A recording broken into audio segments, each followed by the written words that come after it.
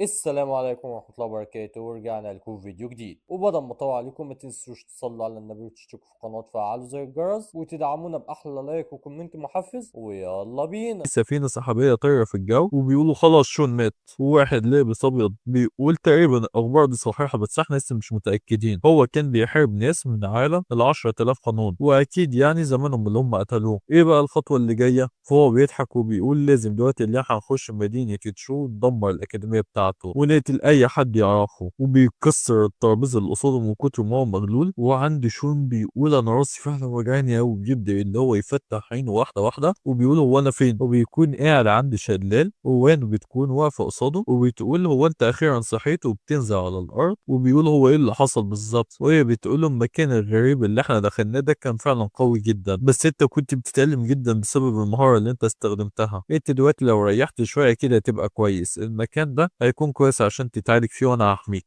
وأنا عموما اديتك شوية أدوية. وشون بيمسك راسه من كتر وجعه وبيقول لها شكرا ليكي، وبيقول في نفسه أنا راسي وجعني قوي، وهي بتسأله هو إيه المكان اللي احنا كنا فيه ده، فهو بيقول لها ده برج اللا نهاية، المعلمة بتاعتي هي اللي كانت سايباه وكمان هي عايشة فيه، بس هي مشيت منه وأنا مش عارف ليه. وهي بتستغرب وبتقول هو أنت أصلا بتحب البنت دي؟ فهو بيقول لها حبي مين دي؟ المعلمة بتاعتي وأنا بس بحترمها. فهي بتضحك وبتقول له خلاص تمام. وشون بيقول أنا دلوقتي عاوز اللي أنا أعرف حاجة من البرج السجن ده لأني مش قادر لا أتحرك، والموضوع بيكون صعب كل ما بستخدمه. وهي بتقول له خلاص ارتاح وأنا أحميك. وهو بيقعد يتآمر علشان يخش البرج بس ما بيقدرش، وبيقول في سره هو ايه اللي حصل ليه مش قادر ان انا اخش البرج السحري ده. وهي بتقول له في ايه، وبيقول لها مش قادر لا ادخل، انا مش عارف هو ليه مقفول. وساعتها باي واصحاب شون كلهم بيوصلوا وبيقولوا شون انت لسه عايش، ده كويس جدا. وشون بيتضايق وبيقول ومين قال اصلا ان انا مت؟ فهم بيقولوا في اشاعات كتير جدا بتقول ان انتوا الاتنين اصلا خلاص متوا. وجون بيقول امير مملكه ديوان خلاص خلت نفسها هي الملكه، والاكاديميه بتاعتنا بقت بتتهاجم من ناس كتير جدا، وفي ناس من الارض والوسطى خلاص دخلوا المدينه قربت اللي هي تقع. روشان بيقوم يقف ويقول خلاص احنا كده لازم اللي احنا نرجع للمدينه دلوقتي عشان نشوف ايه اللي بيحصل هناك. وفي مكان تاني بيكون في حد مولع شمعة، ودي بتكون الاميره توبه، وفي واحد من الحراس بيقول ايه اميره، فهي بتقول له ايه، فهو بيقول لها في ناس كتير دخلت العاصمه لازم ان انت تهربي دلوقتي. وبتقول في سرها يا شون هتفضل انت الراجل الوحيد اللي انا حبيته في حياتي. واضح ان هي صدقت ان شون مات، وبتقول في نفسها انا حبيتك يا شون بس انت جرحتني لانك مت وسبتني لوحدي. والجيش كله بيكون واقف ومحضر الأسلحة بتاعته والسهوم والسيوف، والقائد بيقول خلاص طائفة شون دي أكيد هتخسر النهاردة وإحنا اللي هنكسب. وتوبا بتدي الأمر للجيش يهاجم ساعتها، والجيش كله بيحدف الأسهم بتاعتهم عليهم، والقائد بيضحك وبيقول هو ده آخركم، وبيجي اللي هو يحضر درع الحماية بتاعته وبيكسر كل السهام دي. وواحد من الجيش بيخاف وبيقول إيه ده، هو معاهم واحد في عالم القانون الإمبراطوري؟ والقائد بيضحك وبيقول مفيش أي حد هيعيش النهاردة، أنا همحي المدينة دي كلها. وتوبة بتكون ماسكة ورقة في ايديها وبتولع فيها وتقول وريني هتعمل كده ازاي. بس ساعتها في حد بينده لها وهي بتستغرب بتقول هو ايه ده، وبتبص وراها بتلاقي في عجوزين واقفين وراها وبيقولوا لها الحرب خلاص خلصت واحنا كان لازم نختار الفريق الكسبان، بلاش ان انت تزعلي. وهي بتقول كنت عارفه ان في خاين في المدينه بتاعتي بس ما كنتش متوقعه ابدا ان انتوا اللي تكونوا خونه. والعجوز بيقول احنا كنا مضطرين ان احنا نعمل كده، وطبعا اي حد هيختار الناس على نفسه هيموت. انما ساعتها شون بيوصل وبيقول بس الناس الحلوه الجدعه مش هتعمل كده ابدا. والعجوزين بيستغربوا اول ما بيشوفوه بيقولوا ايه ده، مش المفروض ان انت ميت؟ وطوبه بتستغرب بتقول في نفسها شون، وبيروح يقف جنب طوبه ويقول لها هو انت كويسه؟ وهي بتقول له هو انت بجد عايش؟ انا كنت مفكر ان انت مت.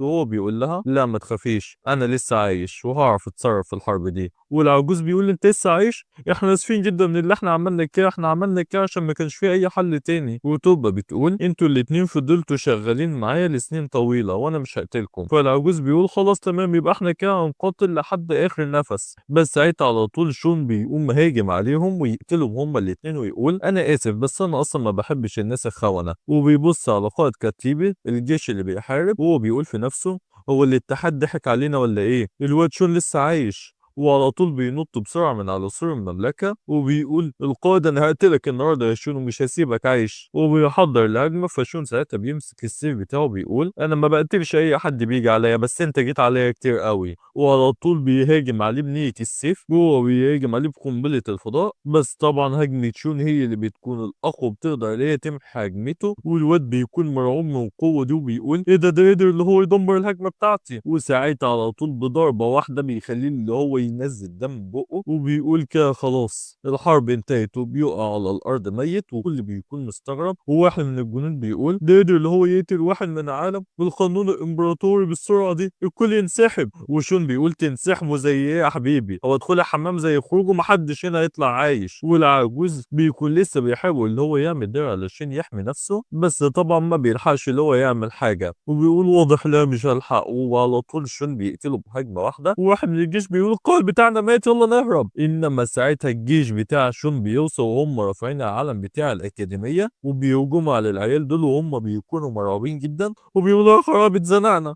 وواحد من الجنود بينزل وبيقف قصاد شون وهو بيقول ازيك يا قائد، احنا اصلا ما صدقناش اللي انت مت، واول ما سمعنا اللي انت موجود هنا جينا بسرعه. وشون بيقول طب تمام، عرف دلوقتي كل الجيش اللي مش عايز اي حد وهو يخرج عايش. وهو بيركب الحصان بتاعه بيقول حاضر يا فندم. وبيقول القائد دلوقتي بيقول ان ما حدش من هنا يطلع عايش، ابيدوا الكلاب دول. وبينزلوا تدبيح في كل الجيش، وشون بيقف قصاد جثث الاتنين دول وبيستخدم طاقته بيطلع الخواتم بتاعتهم، وبيقول باين على الخواتم دي ان هيكون فيها حاجات حلوه. والاميره توبا ساعتها بتيجي وتقول شون في اخبار وحشه، في ناس خلاص دخلوا المدينه وعمالين اللي هم بيقتلوا في الناس ودول من طائفه الدم. وشون بيتضايق وبيقول الكلاب دول تاني انا هتصرف معاهم خلاص. وفعلا بيكون في ناس من طائفه الدم عمالين اللي هم بيقتلوا الناس، وواحد فيهم بيقول خدوا بالكم انتوا بتدوروا على الكنوز، والتاني بيقول يا سيد الطائفه احنا جمعنا فلوس كتيره جدا. وطائد الطائفه بيقول اكيد طبعا يا ابني، المدينه دي اصلا غنيه واحنا كده كده معانا الوقت اللي احنا عاوزينه عشان نفتش كل شبر في المدينه ونطلع كل الفلوس اللي احنا عاوزينها. وفي واحد بيجي ويقول يا خالد يا خالد في خبر مش كويس، شون لسه عايش. وهو بيتصدم بيقول الكلام اللي انت بتقوله ده انا متاكد ان هو مش ميت، هو كان بيهرب من شويه جيش اللي موجود على حدود المدينه دي. والقائد بيقول دي مصيبه كبيره، هو كده خلاص هيوصل كمان 5 دقايق. فالقائد بيكون مرعوب وبيقول ازاي ده حصل، الكل ينسحب بسرعه. والنائب بيقول يا سيدي في تلاميذ كتير قوي هنا في المدينه هنعمل ايه. فالقائد بيقول خلاص مش مهم احنا اتاخرنا. والنائب بيقول استنوا كلكم شيلوا دلوقتي كل الفلوس اللي تقدروا تشيلوها علشان لازم ننسحب بسرعه. والكل بيكون مستغرب وبيقولوا هو ايه اللي بيحصل هنا، بس فات الاوان يا بابا منك ليه وخلاص العو وصل.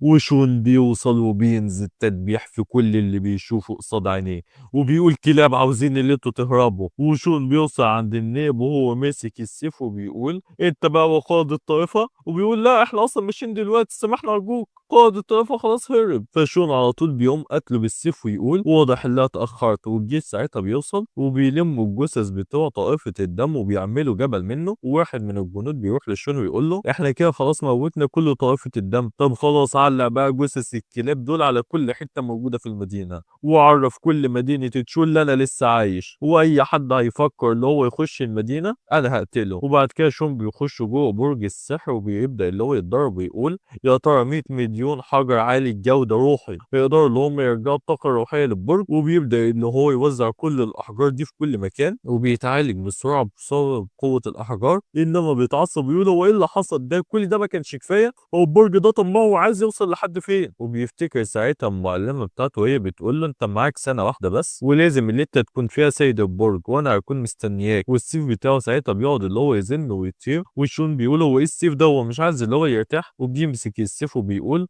خلاص انا هقعد اتدرب عقبال ما اخلي السيف ده يتعب. وبيقعد اللي هو يتدرب بكل قوته. وبعد شويه وقت شون بيكون عمال بيتمشى في الغابه وفي حد بيتكلم ويقول شون هو انت قتلت ناس من عائله ستوي؟ لا وانا ليه اصلا اعمل حاجه زي كده، امال ليه الاتحاد عمل مكافاه على راسك بالمبلغ ده كله، انا في مشاكل ما بيني وما بين الاتحاد. والراجل ده بيجي ويقول طب اسال كده نفسك سؤال بسيط، هم ليه عمالين ان هم بيبعتوا ناس علشان بيقتلوك، انت ليه اسال نفسك السؤال ده. والراجل بيستغرب وبيقول هو ممكن فعلا اللي هم يكونوا عاوزين يبوظوا كل القوة اللي موجودة في مدينة تشو، عشان كده برضه مستغرب ازاي في واحد زيك ممكن يقتل حد من عائلة ستوي. انا لازم اللي انا اقول الكلام ده للقائدين بتوعي في اسرع وقت. وعلى طول بيختفي من المكان وبيقول سلام يا شون هشوفك بعدين. وشون بيقول له خد بالك من نفسك. وعند جبل الحامي بيكون في قصر كبير فوق الجبل وحد قاعد على العرش وبيقول هو احنا حتى مش هنقدر ان احنا نعرف ايه البنت دي حتى ما بتستخدم قوة العالم العلوي. فالراجل والراجل التاني بيقول مفيش اي حد زيها في العالم العلوي، البنت دي ولا كأنها ظهرت من الفراغ. انا شايف ان احنا بلاش اللي احنا نستفز البنت دي عشان احنا ما نعرفش معلومات كتير عنها. والملك بيقول هي اللي قتلت ناس من الاتحاد واحنا مش قادرين اللي احنا نلاقيها في المدينه، يبقى لازم اللي احنا ندور عليها في كل مكان في العالم. انا عايزك اللي انت تفعل شبكه النجوم. فالعجوز بيقول انت ليه عاوز ان احنا نقتلها للدرجه دي؟ هي ضيعت لنا شغل الاف السنين بسيف واحد بس منها، وعشان كده عاوز ان انا الاقيها، واول ما الاقيها ساعتها نشوف هنعمل ايه. والراجل بيقول له حاضر انفذ اوامرك. والملك بيقول هي لسه كل العائلات والطوائف لسه ما اتحركوش برضه، وبيقول له لا دي حاجه فعلا غريبه قوي. فالملك بيقول انا عاوزك اللي انت تعلن الخبر ده، اي حد هيقتل شون هياخد 500 مليون حجر وكمان 20 عرق روحي وشرطه الحمايه من المملكه بتاعتنا. وتاني يوم عند شلال بيكون شون قاعد اللي هو بيتدرب، وبيجي ساعتها سيد الطابق الخامس بتاع حانة الخالدين وبيقول ازيك يا شون عامل ايه؟ بقالي كتير ما شفتكش. وشون بيستغرب وبيقول ايه ده سيد الطابق الخامس؟ انا اسف على اللي انا هقوله، بس حنا خلاص انسحبت من مدينة تشو واحنا خلاص مش هنقدر ان احنا نساعدك الفترة دي، بس انا برضه هحاول ان انا اساعدك لو طلبت مني اي حاجة، وهحاول ان انا اعملها لك. وبيقعدوا ساعتها هما الاتنين مع بعض وبيشربوا الشاي، وشون بيقول عادي انا كده كده متفاهم الموضوع ده. وسيد الطابق الخامس بيقول صحيح انت ناوي ان انت تعمل ايه بالنسبة لشرطة الحماية دي؟ وشون بيقول يعني ايه شرطة الحماية دي اصلا؟ فسيد الطابق الخامس بيقول علشان تتقتل الاتحاد عمل مكافأة كبيرة جدا وعمل حاجة اسمها شرطة الحماية، وان اي حد هيجي هنا علشان يقتلك ممكن اللي هو بيشترط دي يبعت اشارة لكل الاتحاد من موقعه. وفي ناس بتقول ان اللي هيقتلك هيبقى غني جدا لتلت اجيال قدام. وشون بيشرب الشاي بتاعه بيقول خلاص اللي نفسه اللي هو يقتلني وريني هيعملها ازاي. وفي حد بيكون واقف ورا الشجرة عمال اللي هو بيضحك وبيقول انت مش خايف ان انت تموت ودي حاجة حلوة، بس انت اسمك بقى مشهور بالزيادة. وسيد الطابق الخامس بيقول هو مين اللي هناك؟ والراجل الغريب ده بيظهر وبيقول انا رئيس عائلة ستوي. وشون بيقول اكيد طبعا انت جاي هنا عشان تقتلني. فرئيس العائلة بيقول لا طبعا انا عاوز اللي انا اقابل المعلمة بتاعتك. فشون بيكون زعلان بيقول لا مش ينفع. فهو بيستغرب بيقول له ليه يعني؟ فشون بيرد عليه وهو بيصب له وبيقول هي اتصابت جامد قوي بسبب الاتحاد، وهي دلوقتي عمالة اللي هي بتتعافى ومش عايزة اللي هي تشوف اي حد. ورئيس العائلة بيقول طب انا عايز اللي هي اشوفها وساعتها اساعدك اللي انت تتعامل مع الاتحاد. وسيد الطابق الخامس بيقول ايه ده انت بجد تقدر اللي انت تساعده؟ ايوه رئيس الاتحاد اصلا عاوز اللي هو يدمر مدينة تشو وعشان كده لازم اللي احنا نقف في طريقه. فشون بيضحك وبيقول هو انت اصلا مش قلت قبل كده اللي انت كنت عاوز اللي انت تدمر الاكاديمية بتاعتي والمدينة كمان؟ ايه اللي اتغير فجأة دلوقتي؟ فهو بيقعد ويقول احنا ما كناش عارفين ساعتها ايه هي اهداف الاتحاد الحقيقية، هم اصلا مش عاوزين اللي هم يحموا الارض الوسطى، لا هم عاوزين اللي هم يمتصوا قوة العالم كله. انا مش عارف هم محتاجين كل القوة دي في ايه، بس اكيد يعني حاجة مش كويسة. وشون بيكون مستغرب وبيقول خلاص تمام انا هكون معاك. وعلى طول بيروح للاكاديمية وبيعمل اجتماع لاصحابه وبيقول انا دلوقتي عاوز اللي انا اعرف كل حاجة بتحصل بالتفصيل. وجون بيقول اتحاد الحماية قوي جدا وقادر اللي هو يلعب بقلوب الناس وعمال اللي هو بيستفيد بيهم علشان يكسب، ودي حاجة عمالة اللي هي بتأذينا جامد. ولو بتقول احنا لو عايزين اللي احنا ما ندخلهمش مدينة شوف احنا مش هنقدر اللي احنا نعمل كده دلوقتي، احنا لازم اللي احنا نوحد كل عائلات والمقاتلين بتوعنا عشان نقدر ان احنا نهزم الاتحاد ده. والكل بيكون مستغرب من كلامها. وشون بيقول بالظبط انا عاوز اللي اوحد الكل دلوقتي. وبيقعد اللي هو يفكر وبيقول بس في كده مشكلة كمان، الجنود بتوعنا دلوقتي ضعاف، انا عاوزهم اللي هم دلوقتي يوصلوا على الاقل العالم ال 10000 قانون. وجيجي بتستغرب وبتقول هو انت مجنون ولا ايه؟ هو انت مش عارف يعني ايه اللي بيحصل دلوقتي؟ ازاي اصلا نجيب الفلوس دي دلوقتي؟ احنا الفلوس اللي معانا قربت اللي هي تخلص وهنبقى مفلسين. فهي بتقول طب ايه رأيك دلوقتي اللي احنا نسرق الجنود زي ما هم عملوا معانا؟ فهو بيضحك وبيقول طب حلو قوي خلوها دلوقتي اللي احنا نعمل كده ونسرق اللي اتسرق مننا. وشون بيخش البرج السحري وبيقعد اللي هو يصب فيه احجار روحيه عشان يحاول اللي هو يرجع يشغله. وبيقول انا حطيت في البرج ده دلوقتي 700 مليون حجر روحي عالي الجوده وكل ده ما كانش كفايه، ولسه درع حمال على البرج عمال هو بيتفك. انت فعلا برج غبي قوي، انا دفعت لك 700 مليون وفي الاخر ما اشتغلتش. وساعتها في حد في العالم الحي بيخبط على الباب فهو بيرجع للعالم الحي وبيقول اتفضل ادخل. ودي بتكون جيو. وشون بيستغرب وبيقول هو انت بتعملي ايه هنا؟ فهي بتقول له انا سمعت اللي انت جيت فانا جيت هنا كده علشان ازورك. وبتروح تقعد جنبه وبتقول انت باين عليك اللي انت زعلان، هو انت لسه كل ده ما عرفتش اللي انت تمتص السيف السماوي صح؟ فهو بيقول لها ايوه صح. هو انت صحيح اخبار ابوكي وجدك؟ فهي بتقول له هي زعلانه، الاتنين لحد دلوقتي مش عارفين اللي هم يناموا بسبب الحرب، في ناس كتير قوي اتأذت بسبب الحرب دي والامدادات قربت اللي هي تخلص، انا شخصيا مش عارف عارفة الحرب دي امتى هتخلص. وشون بيقول في نفسه أنا أول مرة أشوفها اللي هي زعلانة للدرجة دي، وبيقعد يحاول اللي هو يواسيها ويقول لها ما تخافيش أكيد الحرب دي هتخلص قريب. فهي بتضحك ضحكة خفيفة وبتقول صحيح في حاجة أنا جايبها لك، وهو بيقول لها إيه الحاجة دي، وبتمسكه من إيديه وبتقول له تعالى معايا وأنت هتعرف إيه هي. وبيكون في جنود واقفين. ودي للاسف كانت نهايه الفيديو بتاعنا، فما تنسوش تشتركوا في القناه عشان يوصلكم الفيديو الجديد اول ما ينزل، اللي هو هيكون بكره ان شاء الله طبعا، وتدعمونا باحلى لايك وكومنت محفز عشان تساعدونا في اللي احنا نكمل تنزيل. وصلوا على النبي، وكان معاكم ميدو احمد، سلام.